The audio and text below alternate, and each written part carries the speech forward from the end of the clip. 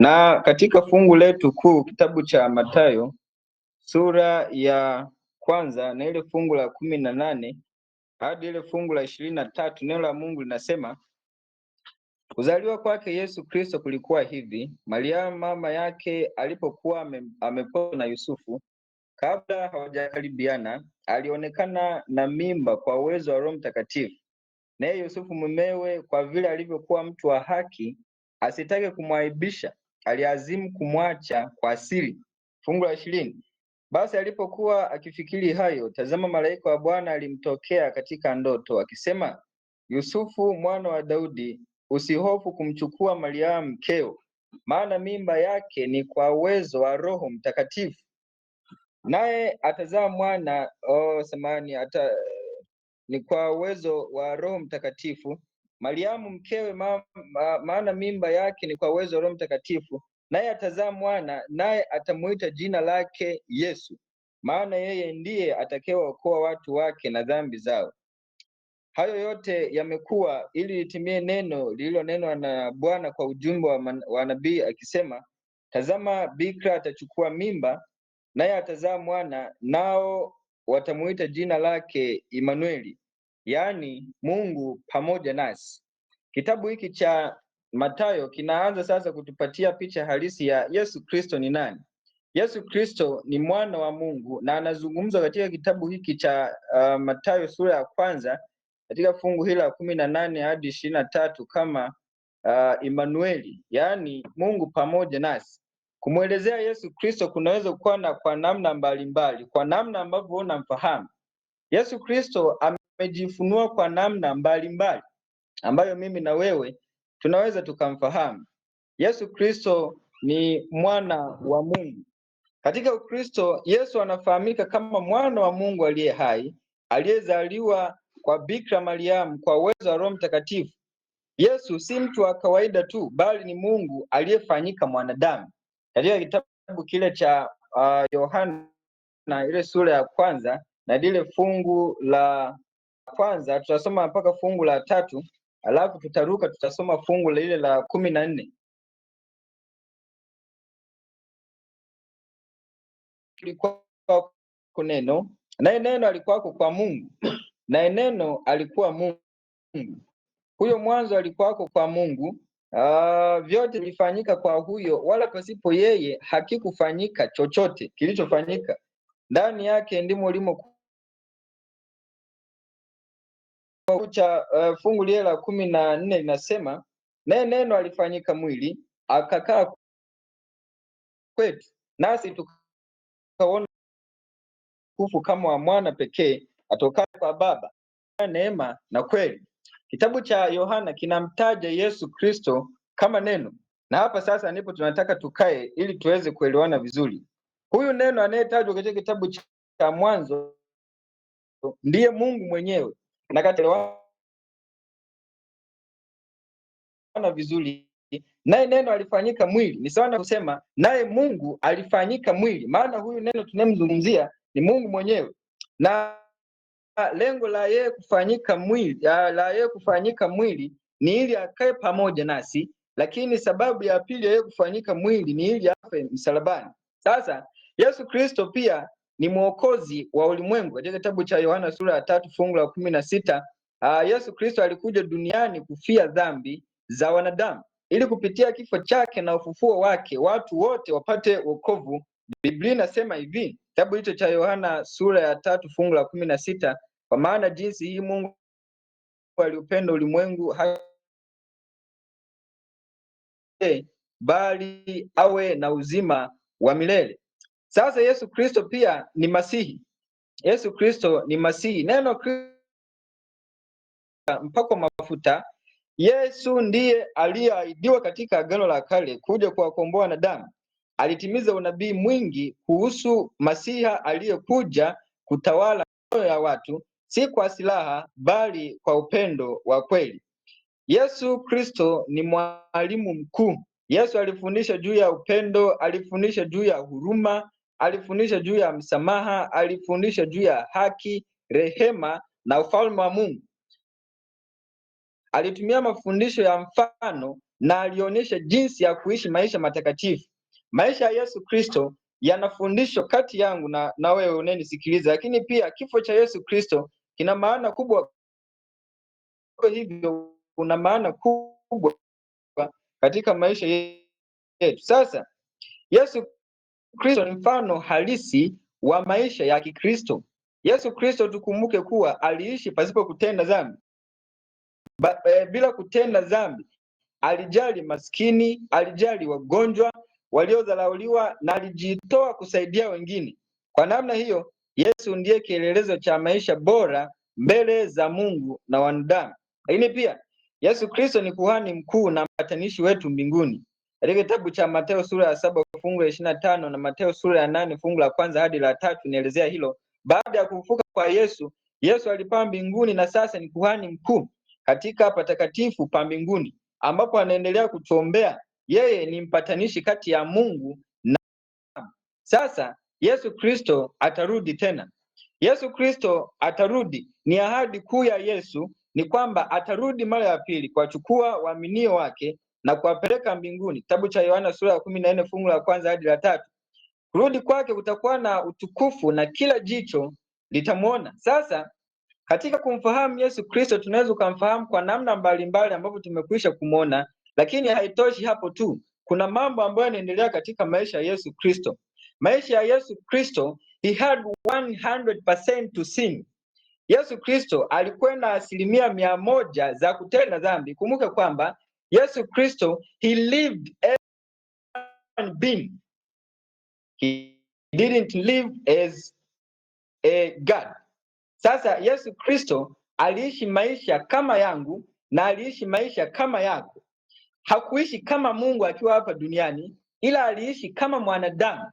Na kwa nini anaishi kama mwanadamu? Ni ili mimi na wewe tuishi katika mfano wake. Sasa tumeshaona kwamba Yesu Kristo alikuwa ni Mungu kwa 100%, lakini pia akatoa binadamu kwa 100%. Hivyo basi zote asili hizi mbili alikuwa nazo. Sasa maisha ya Yesu Kristo yanakuja kuwa hivi. Anapokuja kuzaliwa Yesu Kristo, anaonekana tu akiwa katika tumbo la Mariamu, wakati ule malaika Gabriel anampatia ujumbe ya kwamba tazama, utachukua mimba nao utamzaa mtoto mwanamume na jina lake utamuita Yesu Kristo. Lakini pia anakuja kuonekana baada ya kuzaliwa, lakini katika Biblia anakuja kumzungumzia tu kwamba Yesu Kristo alikuwa katika hekima na kimo, akimpendeza Mungu pamoja na wanadamu. Yesu Kristo anakuja kuonekana tena kutoka kwenye mwaka 0 hapa anapozaliwa. Hatukumuona akiwa na miaka 2 wala 3 wala 4, lakini Biblia inakuja kumtaja akiwa na umri wa miaka 12, ambapo akiwa na wale wazee hekaluni. Lakini baada ya hapo hakuonekana tena takribani miaka 18, kutoka miaka 12 mpaka umri wa miaka 30. Sasa miaka yote hii kulikuwa kuna mwanaume ambaye alikuwa akifanya kazi, na huyu tunamfahamu kuwa alikuwa ni Yohana Mbatizaji. Yohana Mbatizaji huyu ndiye aliyefanya kazi ambapo Yesu huyu alipokuwa akiendelea na majukumu yake kabla ya kuingia katika utume. Yohana Mbatizaji ndiye aliyetangulia njia ya Yesu, na tunamuona sasa Yohana anafanya kazi ile mpaka anapokuja kufikisha umri wa miaka 30. Tukumbuke kwamba Yohana Mbatizaji pamoja na Yesu walizidiana miezi 6. Wakati ule Mariamu anapokea ujumbe kwa malaika Gabriel ya kwamba tazama, utachukua mimba nao utamzaa mtoto wa kiume, jina lake utamuita Yesu. Huyu Yohana alikuwa tayari na miezi 6 tumboni kwa Elizabeth. Na huyu Mariamu anapokwenda huku kwa Elizabeth, kuna mtoto tumboni kwa Elizabeth, aliruka na kushangilia. Na huyu sasa alikuwa ni Yohana Mbatizaji. Yohana Mbatizaji anapozaliwa akiwa na miezi 9 sasa amekamilika, anazaliwa tayari Yesu tumboni kwa Mariamu ana umri wa miezi 3. Sasa wakati huo Yesu anazaliwa, tayari Yohana alikuwa ameshazaliwa akiwa na miezi 6. Sasa Yohana anavyokuwa, huyu ndiye aliendelea kuitangaza habari ya Yesu, na mpaka anakwenda kumbatiza Yesu akiwa na umri wa miaka 30. Ndipo anakutana sasa, na baada tu ya Yesu kuwa amebatizwa, tumemwona Yesu hakuonekana katika umri wa miaka 18. kutoka kwenye umri wa miaka 12 mpaka umri wa miaka 30 hatukumuona Yesu, mpaka sasa tunakuja kumuona akiwa anabatizwa na Yohana Mbatizaji pale katika mto wa Yordan. Sasa nataka nikuchukue hapa ili tuende vizuri. Maisha ya Yesu Kristo yalikuwa na 100% za kutenda dhambi, lakini Yesu Kristo hakutenda dhambi. Kwa nini? Ni kwa sababu aliishi kama mwanadamu. Maisha ya Yesu Kristo hapa duniani aliishi ili sisi mfano tufate mfano wake. Yesu Kristo anapokuja sasa kubatizwa, kazi ya Yohana inaishia pale. Kazi ya Yohana inaishia pale, na Yohana hatukumuona ameendelea kuhubiri. Yohana baada tu ya kuwa amembatiza Yesu, siku zilienda, tayari alikamatwa na kupelekwa gerezani, na baada tu ya kupelekwa gerezani alizani ya kwamba Yesu atakuja ili amtembelee, ili amsalimie, ili amtie moyo akiwa gerezani. Lakini tunamuona Yohana akikaa kwa upweke. Maswali sasa anayojiuliza Yohana ni haya ya kwamba, je, huyu ndiye yeye au tumngoje mwingine? Lilikuwa ni swali zito alilokuwa akijiuliza Yohana, maana haoni sasa huyu mtu aliyekuwa akimhangaikia ni inakuwaje sasa haonekani, hata kuja kunitembelea, hata kuja kunitia moyo. Ndipo Yohana ilibidi awaite wanafunzi akawauliza, kamuulizeni, ndiye yeye au tumngoje mwingine? Na ndipo sasa wanafunzi hawa wanatoka na wakaenda kumuuliza Yesu Kristo, akamhoji ya kwamba, je, Yohana ametuambia kuwa ndiye wewe au tuendelee kumngoja mwingine? Na Yesu wala hakuajibu kuwa ndiye mimi. Yeye aliwaambia, mwambieni Yohana, viwete wanatembea, vipofu wanaona, na viziwi wanasikia. Hilo ndilo jibu alilopewa. Na wanavyorudi sasa kwa Yohana, wanamwambia kuwa amesema kuwa viziwi wanatembea, vipofu wanaona na viwete. Hawa sasa Yesu ndipo anawauliza Yohana, sasa wakamuuliza wanafunzi wake, sasa na wewe tukuulize, ndiwe yeye? Maana hili ndilo jibu ambalo ametupatia, ya kwamba yeye tunamuona katika matendo yake. Sasa ametujibu hivi, ndiye yeye. Sasa maisha ya Yesu Kristo anakuja kuingia katika majaribu, na majaribu haya anakuja kujaribiwa. Sasa majaribu haya anakuja kujaribiwa majaribu matatu mazito na Shetani, na katika majaribu haya anayojaribiwa alikuwa katika hali ya kutokuweza. Jaribu la kwanza linakuja kitabu cha Mathayo sura ya 4 na ile fungu la 3 ukisoma mpaka fungu la 4, ambapo Shetani anamwambia, kama wewe ni mwana wa Mungu, sema kwamba mawe haya yawe mikate.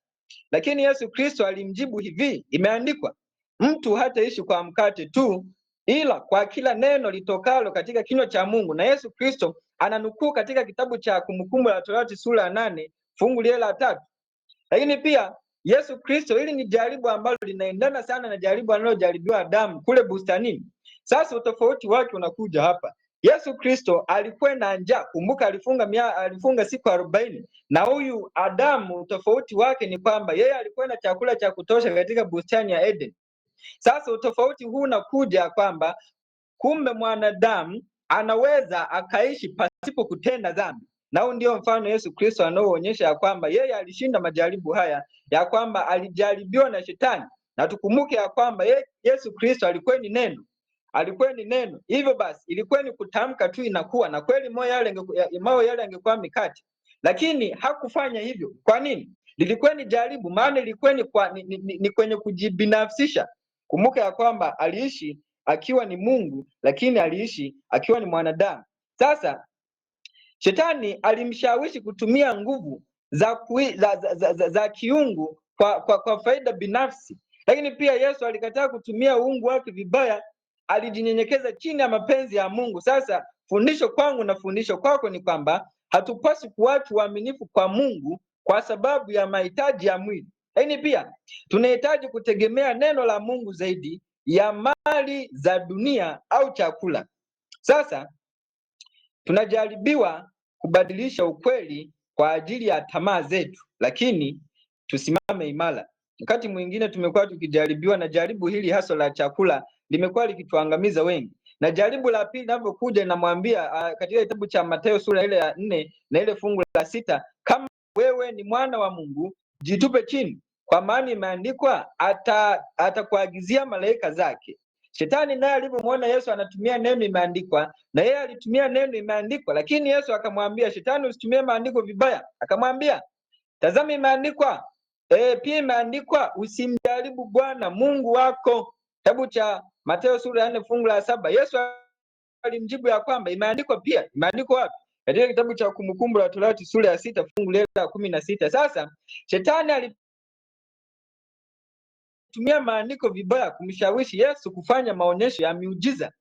Yesu alikataa kutafuta umaarufu au kuthibitisha uungu wake kwa njia ya kupotosha. Sasa hatupaswi kutumia imani kwa sababu ya kufanya mambo ya kijinga au kujionyesha. Lakini pia kumjaribu Mungu ni kutaka yeye athibitishe uwepo wake kwa njia zetu, si kwa imani ya kweli. Na jaribu la tatu linakuja, nitakupa haya yote ukianguka chini yangu. Shetani anamwambia katika kitabu cha Mathayo sura ya 4 fungu la 9. Na Yesu akamjibu, imeandikwa, msujudie Bwana Mungu wako, umwabudu yeye pekee. Imeandikwa wapi? Kitabu cha Kumbukumbu la Torati sura ya 6:16. Yesu Kristo alinukuu, na hii ndiyo aliyotumia katika kujibu katika kukabiliana haya matatizo ama haya majaribu. Sasa swali linakuja kwako na kwangu, je, sisi tumekuwa tukikabiliana na majaribu yanayokuja kwa namna gani? Tumekuwa tukipambana kwa nguvu zetu, au tunakuwa tukitumia neno imeandikwa kwa kumkabidhi Yesu Kristo, yeye ndiye apambane nayo? Shetani alimshawishi Yesu kufikia lengo la utawala wa dunia bila mateso ya msalaba. Lakini pia Yesu alikataa kupata ushindi kwa njia ya mkato au kwa njia isiyo ya haki. Sasa Shetani huahidi mali, madaraka au mafanikio ili tupate, lakini tunapaswa kumwabudu Mungu pekee peke yake na kutafuta ufalme wake kwanza. Ushindi wa kweli huja kwa njia. Katika majaribu haya yote ukiangalia, Jesus had 100% to sin, lakini hakutenda dhambi. Na hili nakuja fundisho kwako na fundisho kwangu ya kwamba kumbe maisha ya Yesu Kristo yalikuwa na asilimia ya kutenda dhambi, lakini hakutenda dhambi. Ina maana ya kwamba angeteleza katika majaribu haya, tayari angeingia katika dhambi, lakini alishinda. Yesu Kristo alishinda na kuthibitisha ya kwamba mwanadamu anaweza akaishi pasipo kutenda dhambi. Sasa turudi katika mada hii. Kama Yesu Kristo alikuwa na asili hizi mbili, yaani alikuwa ni Mungu lakini pia alikuwa ni mwanadamu, maana tumeona kwamba alifanyika mwili. Sasa je, ni nani aliyekufa msalabani? Tuangalie katika kifo cha Yesu Kristo. Kifo cha Yesu Kristo kinakuwa na maana kubwa. Kumbuka ya kwamba dhambi zote za ulimwengu zilimlemea, lakini Yesu Kristo huyu anakwenda kutundikwa kifo cha aibu. Hiki kifo cha aibu kilikuwaje? Kilikuwa ni kifo ambacho alikuwa ni uchi wa mnyama. Yesu Kristo alikuwa ni uchi wa mnyama. Biblia wazi inasema wale askari wa Kirumi walichukua mavazi yake na kuyapigia kura. Ina maana ya kwamba Yesu Kristo hakuwa na vazi katika mwili wake, na hiki ndicho kilikuwa kifo cha aibu. Lakini cha kushangaza ni hiki, wakati wamemtundika Yesu Kristo msalabani, hata jua lenyewe lilizima. Jua lenyewe lilitii, halikuendelea kuangalia uchi wa Bwana wake. Jua lilitii likazima. Sasa basi, katika asili hizi mbili tunazoziona, je, Yesu Kristo alikufa katika asili gani? Hapa tunataka tukae kidogo ili tuweze kuelewana, na muda wetu unaelekea kuisha sasa. Sasa Yesu Kristo tukisema ya kwamba alikufa katika uungu, Biblia iko wazi inasema Mungu hawezi kufa. Lakini tukisema ya kwamba Yesu Kristo alikufa kama mwanadamu, inarudi pale pale, mwanadamu hawezi kufa kwa ajili ya mwanadamu wenzake, au mwanadamu hawezi kufa kwa ajili ya dhambi za mwanadamu wenzake. Sasa je, Yesu Kristo alikufa katika asili gani kati ya hizi mbili? Sasa Yesu Kristo hakufa katika uungu wake, bali alikufa katika ubinadamu wake. Nini maana yake? Sasa Yesu alikuwa ni Mungu katika uungu, lakini pia alikuwa ni mtu katika ubinadamu kwa wakati mmoja. Vyote vilikuwepo kwa wakati mmoja, lakini uungu hauwezi kufa kwa sababu Mungu ni wa milele. He has the immortality soul. He is the immortal. Yeye hawezi kufa, hawezi kupatikana na mauti. Biblia iko wazi katika kitabu kile cha Timotheo wa kwanza na ile sura ya 6 fungu la 16, Biblia iko wazi ya kwamba ambaye yeye peke yake hapatikani na mauti. Sasa huyu ni nani? Huyu ni Mungu mwenyewe. Mungu pekee ndiye ambaye hapatikani na mauti. Yeye ni immortal, yeye ni wa milele, hapatikani na mauti. Sasa basi, ubinadamu wa Yesu ndio uliteswa na kusulubiwa, hatimaye ukafa, na hii ndiyo sababu ya Yesu huyu ama Mungu huyu kufanyika mwili. Kwa nini anafanyika mwili? Lengo la kwanza, Biblia iko wazi inasema ni ili afe, lakini pia Biblia inasema ni ili apate kukaa pamoja nasi, kwa sababu sisi kama angekuja katika asili yake ya uungu, sisi wanadamu tusingeweza kukaa pamoja naye, na ndio maana anafanyika mwili ili apate kufa. Sasa basi, ubinadamu wa Yesu ndio uliteswa na ukasulubiwa na ukafa. Uungu wa Yesu haukuweza kufa, bali na pia haukuteseka wala kuachwa. Huu ni uungu wa Yesu. Lakini pia ushahidi wa kibiblia katika baadhi ya nukuu chache katika Biblia, kitabu cha Yohana sura ya kwanza fungu la kwanza mpaka la 3 tumekwisha kuisoma, tunamuona kwamba Yesu huyu Kristo alifanyika mwili katika ile fungu la 14. Naye neno alifanyika mwili ili apate kukaa pamoja nasi. Lakini kitabu cha Wafilipi sura ya 2 fungu la 6 hadi fungu la 8 nasema, ingawa alikuwa na asili ya Mungu, alijifanya mtumishi na akawa mwanadamu, alijinyenyekeza hata kufa msalabani. Sasa basi, Mungu hawezi kufa. Mungu hawezi kufa. Kitabu cha Timotheo wa kwanza sura ya 6:16 kama tulivyosema, ni Mungu pekee ambaye hana mauti, ambaye hawezi kufa. Yeye ni immortal, yeye anayo immortality soul. Lakini pia Biblia iko wazi na inaonyesha kuwa yeye si kigeugeu. Katika Malaki 3 fungu la 6 anasema, kwa kuwa mimi Bwana sibadiliki. Alisema kuwa hawezi kufa, na kweli hawezi kufa. Sasa basi, hii inaonyesha kwamba uungu wake hauwezi kufa. Sasa Yesu Kristo alikufa katika mwili. Petro wa kwanza sura ya 3 fungu la 18, Kristo naye aliteswa mara moja kwa ajili ya dhambi, mwenye haki kwa ajili ya wasio na haki, ili atulete kwa Mungu. Aliuawa katika mwili, lakini akahuishwa katika roho. Sasa basi, Yesu Kristo huyu aliteswa katika mwili kwa ajili ya sisi wenye dhambi. Kumbuka ya kwamba Jesus Christ, he died on behalf of our life. Yeye alikufa kwa niaba, so that we don't have to die. Sisi hatutakiwi kufa kwa sababu yeye alikufa, na kile kifo anachokufa kilikuwa ni kifo kile cha milele. Kumbuka ya kwamba hakufa kifo cha malaria, wala hakufa kifo cha typhoid, wala cha UTI, lakini alikufa ni kile kifo cha milele ambacho Adamu aliambiwa utakufa hakika, na Yesu Kristo anakuja kufa na kukivunja kile kifo. Na sasa basi, hata kama tutalala, bado tuna tumaini la Yesu Kristo, kwa sababu alikufa na alifufuka. Hivyo basi, nasi pia tutakapolala mauti, tuna uhakika huo, maana ni ahadi kutoka kwake ya kwamba tutafufuliwa. So Jesus Christ, he died so that we don't have to die again.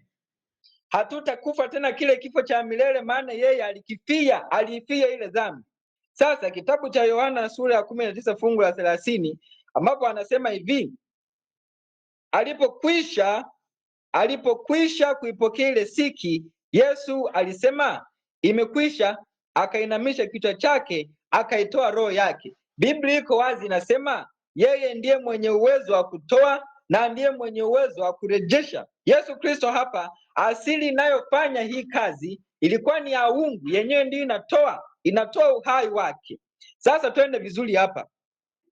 Yesu Kristo aliutoa uhai wake kama mwanadamu, na yeye Yesu Kristo hakufa kama Mungu, alikufa kama mwanadamu. Sasa nini maana yake hii? Ni nini maana yake? Kwa nini muhimu Yesu afe kama mwanadamu? Kitabu cha Warumi sura ya 5 fungu la 12 hadi sura ya 19 utasoma hapo. Dhambi ilikuja kwa mtu mmoja ambaye ni Adamu, na wokovu unakuja kwa mtu mmoja ambaye ni Yesu Kristo. Hivyo alipaswa kuwa mtu halisi ili afe kwa ajili ya mwanadamu. Sasa Yesu Kristo huyu ni mwanadamu aliyetenda dhambi, na huyu ndiye aliyetakiwa kufa. Hivyo basi sisi ndio tuliotakiwa kufa, lakini Yesu Kristo alikufa kwa niaba yetu sisi. Sisi ndio tulitakiwa kufa, maana sisi ndio tuliotenda dhambi. Maisha ya Yesu Kristo ukiangalia, hakutenda dhambi, hivyo basi hakutakiwa kufa. Lakini kwa nini anakufa? Alikufa kwa niaba yetu, na ndiyo maana iko hivi. Adamu na Hawa kama wasingekula lile tunda ambalo aliambiwa asile, na dhambi ndipo inaingia, Adamu na Hawa wasingeweza kufa kifo cha milele, na wala wasingeweza kufa kabisa. Maana kinachokuja kuleta kifo nini? Ni dhambi. Na Biblia iko wazi inasema mshahara wa dhambi ni mauti. Mshahara wa dhambi ni mauti. Hivyo basi Adamu na Hawa kama wasingetenda dhambi, wao wasingeweza kufa. Na Yesu Kristo tunamuona hakutenda dhambi, hivyo asingeweza kufa. Na kwa nini anakufa? Anakufa kwa niaba yetu, maana sisi ndio tuliotakiwa kufa. Ndio tuliotakiwa kufa. Sasa kitabu cha Waebrania sura ya 2 fungu la 14 hadi 17, alishiriki mwili na damu ili kwa mauti amharibu yule aliyekuwa na nguvu za mauti, yaani Ibilisi. Ilimpasa afanane na ndugu zake katika mambo yote. Yesu alipaswa kuwa kama sisi ili afe kwa niaba yetu, kwa sababu Mungu kama Mungu hawezi kufa. Damu ya mwanadamu inaweza kuokoa. Sasa kama tunakubaliana ya kwamba alikufa katika ubinadamu, je, damu ya mwanadamu inaweza kuokoa? Swali hili linaweza likaleta changamoto, ama linaweza kuwa na changamoto. Ni kweli damu ya mtu wa kawaida haiwezi kuokoa, lakini damu ya Yesu ina uwezo wa kuokoa, kwa sababu Yesu hakuwa mwanadamu wa kawaida, bali alikuwa Mungu aliyevaa mwili.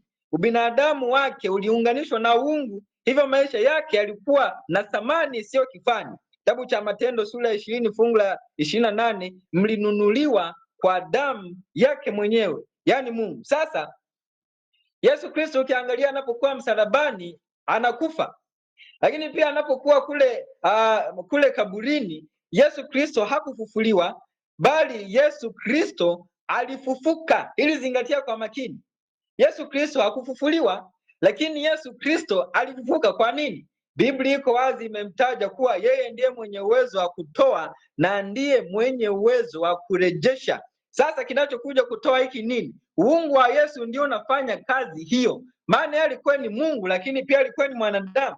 Sasa hakuna mwanadamu ambaye anafikia hatua ya kutaka kufa akaitoa roho yake. Nadhani nyinyi wenyewe ni mashahidi, lakini pia na uhakika ya kwamba nyinyi hakuna aliyekufa kati yetu, hivyo hatuwezi tukajua, lakini hakuna mwanadamu ambaye anakaribia kufa aitoe roho yake ili afe. Ni Yesu Kristo ndiye Biblia inamtaja, alipokwisha kuipokea ile siki, akainamisha kichwa chake akasema imekwisha, akainama akaitoa roho yake. Biblia yako inasema akaisalimu roho yake. Lakini pia anapokuwa kule kaburini siku ile ya tatu, neno la Mungu liko wazi, wala hakuna sehemu iliyosema kuwa alifufuliwa, lakini Biblia iko wazi inasema alifufuka. Hivyo basi ni kwa nini alifufuka? Ni huu sasa uungu ndio unafanya kazi yake. Ni kwa sababu alikufa katika ubinadamu, na huu uungu ndio unafanya kazi hiyo, na sasa kule kaburini uungu ndio unafanya kazi tena ya kurejesha uhai. Sasa basi kuelewa maisha ya Yesu Kristo, maisha ya Yesu Kristo sisi yanatufundisha kuishi kama yeye alivyoishi, kwamba we can live without sin. Kama Yesu Kristo alivyoishi pasipo kutenda dhambi, maisha yangu na maisha yako kama mwanadamu tunaishi katika dhambi, lakini tunaweza tukaishi pasipo kutenda dhambi. Na ndivyo alivyofanya Yesu Kristo. Aliishi katikati ya makahaba, aliishi katikati ya wezi, aliishi katikati ya wachawi, aliishi katikati ya watu wa kila aina, lakini aliishi maisha ya kumpendeza Mungu. Na maisha hayo, kumbuka, Yesu Kristo hakuishi kama Mungu, lakini Yesu Kristo aliishi kama mwanadamu. Sasa kifo cha Yesu kinakuja kuvunja kile kifo ambacho kilikuwa ni kifo cha milele, ambacho sasa Yesu Kristo alikufa, sisi hatutakufa tena, maana yeye Yesu Kristo alikifia. Kumbuka ya kwamba hakufa katika ugonjwa wa kawaida, ama hakufa katika malaria, hakufa katika UTI, hakufa katika typhoid. Alikufa kilikuwa ni kifo cha ondoleo la dhambi ya mwanadamu, sio kama kifo tunachokufa leo hii, wala sio kifo cha ajali, wala sio kifo cha ukimwi, wala sio kifo cha kaswende. Hayo ni magonjwa, lakini Yesu Kristo hakuna ugonjwa uliomuua, lakini anakufa kwa ajili ya dhambi zangu na anakufa kwa ajili ya dhambi zako. Hivyo basi, kwa kuwa mwanadamu ndiye aliyetenda dhambi, ilimpasa awe mwanadamu ili amfie mwanadamu, asingeweza kuja kuwa kama mnyama, asingeweza kuja kuwa kama mti, maana hivyo havikutenda dhambi. Aliyetenda dhambi ni mwanadamu. Yesu Kristo anafanyika mwili na anakuja kufa kwa niaba ya mwanadamu. Ni upendo wa ajabu ambao Yesu Kristo anautoa kwa ajili ya maisha yetu. Lakini pia ufufuo wa Yesu Kristo unakuja kudhihirisha ya kwamba Yesu Kristo yeye ni mshindi. Na hivyo basi, ikiwa Yesu Kristo alishinda, wewe ni jambo gani ambalo litakufahamisha? Ikiwa ni masomo, ikiwa ni familia, ikiwa ni biashara, hakuna kitu ambacho kinaweza kikasimama mbele yako na kikakufahamisha. Yesu Kristo alishinda, nasi pia tutashinda. Ikiwa alikishinda kifo kile cha milele tulichotakiwa kufa sisi, na akafa kwa ajili yetu, na akakishinda kile kifo, hivyo basi wewe katika changamoto yako atakushindia, maana yeye ameshathibitisha kuwa ni mshindi. Hivyo basi kama Yesu Kristo alishinda, nawe pia jipe tumaini katika changamoto yako. Yesu Kristo atakushindia. Hakuna jambo ambalo linaweza kuwa gumu ambalo yeye hawezi. Kama aliweza kuwafufua wafu, kama aliweza kufufuka, kama aliweza kuponya wagonjwa, kama aliweza kufanya maajabu ya kila aina hapa akiwa hapa duniani, Yesu Kristo pia anaweza kushughulika pamoja katika changamoto zako. Usikate tamaa. Tunaye Yesu Kristo, tumekwisha kumfahamu, na yeye ndiye aliyetuweka mpaka leo hii una sababu ya kuwa hai. Na hivyo ikiwa una sababu ya kuwa hai, Yesu Kristo mkubali katika maisha yako, afanye kazi kwako, kwa kuwa yeye ni mshindi. Hivyo basi nasi atatushindia. Jioni ya leo pende kutoa wito huu: tafuta daima kumjua Yesu Kristo, kwa sababu Yesu Kristo, he is our way to heaven. No one. Hatuwezi tukaenda mbinguni kwa ajili ya mtu fulani, lakini tunaenda mbinguni kwa ajili ya Yesu Kristo, kwa sababu mpaka leo hii we have to be a Christ like. We have to be a Christ like, kwa sababu yeye ndiye mfano wetu. Yeye ndiye aliyekuja na kutuonyesha kwamba wanadamu tuishi hivi. Hivyo basi jioni hii ya leo liwe ni hitaji lako ya kwamba huenda katika mambo yote umegeuka upande na umeishi maisha ambayo hayampendezi Mungu, umeishi maisha ya dhambi na umekata tamaa, lakini jioni ya leo nikutie moyo ya kwamba upo na unaweza ukaishi maisha ya pasipo kutenda dhambi, ukimtegemea Mungu kama Yesu alivyomtegemea Mungu. Maisha yake yote anaishi kama mwanadamu na hakutenda dhambi. Hivyo basi ni mimi na wewe tunaweza hata leo kuishi pasipo kutenda dhambi. Sasa niwaalike rafiki zangu naonifuatilia tuweze kuomba sasa, maana muda wetu umekwisha. Tuombe. Asante Mungu wetu wa mbinguni kwa jioni hii ya leo, kwa nafasi uliyotupatia ya kujumuika pamoja katika maombi ya siku hii ya leo. We have to know that who is Jesus. Na hii leo umetufunulia mambo mengi ya kwamba tunahitajika kutafuta daima kukufahamu, kwa sababu wewe ndiwe mwalimu wetu, ndiwe kuhani wetu, ndiwe mpatanishi wetu. Hivyo basi jioni hii ya leo mbariki kila mmoja aliye join group hili, mbariki kila mmoja aliyesikiliza sauti yako, tubariki sote, kwa maana umetufundisha we have to live a Christ like. Na hivyo basi jioni hii ya leo tusaidie katika maisha yetu, tuweze kuishi tukikutegemea wewe, tuweze kuishi katika mienendo yako, ya kwamba tunaweza tukaishi pasipo kutenda dhambi. Ikiwa basi wewe ulishinda katika majaribu yote, nasi pia jioni hii ya leo umetukumbusha tunaweza tukashinda katika mambo yote yanayokuja mbele yetu. Mbariki kila mmoja wetu, wote walioko Kenya tunawaombea mibaraka yako, tuliopo hapa Tanzania pia tubariki, wanaotufuatilia kutoka kule Uganda endelea kuwabariki, wote watu wote wanaotufuatilia kila kona ya dunia endelea kuwabariki, na uwepo wako kwa kila mmoja wetu, kwani tunaomba kwa jina lako Yesu Kristo. Amina. Amina. Barikiwe Pastor Fabian.